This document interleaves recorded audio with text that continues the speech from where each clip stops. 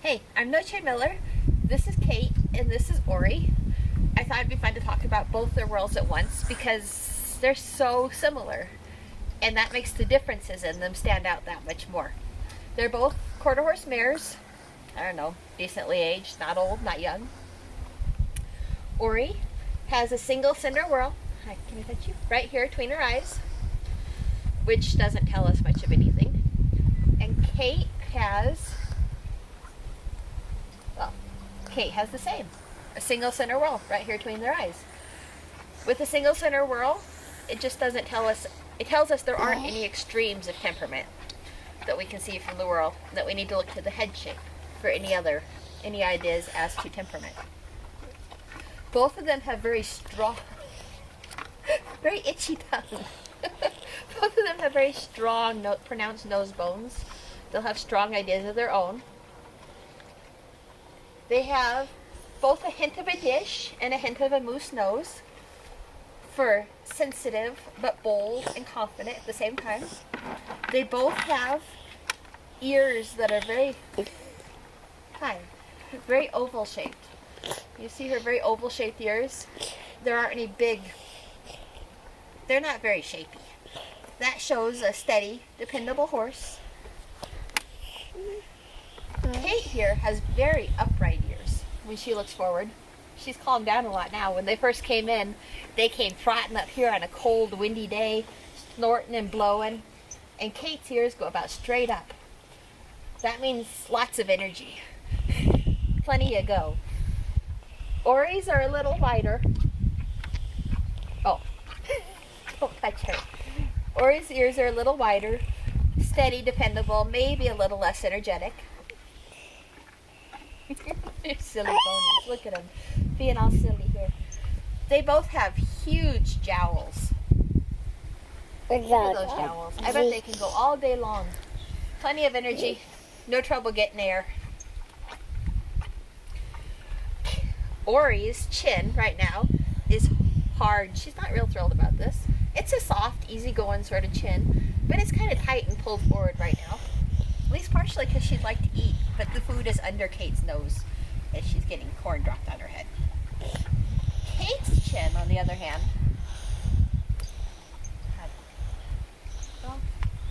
it looks exactly the same now. It's got a hard point here. See this little point? No, we don't see the point. It's also very hard because being looked at is extremely difficult and upsetting. So they both have zipper whorls down the front of their necks. Kate's is up here. It starts at the top of her chest and comes up, clear up. A zipper whorl shows a horse who will arch over the whirl on the neck and work well off the hindquarters. It won't give, it still comes down into the chest like this, so it won't give a very high head set, but what is here will arch nicely over it. Orry, on the other hand, is way down in the chest. I don't think she's going to let me show you guys. It starts down here and comes way down into here.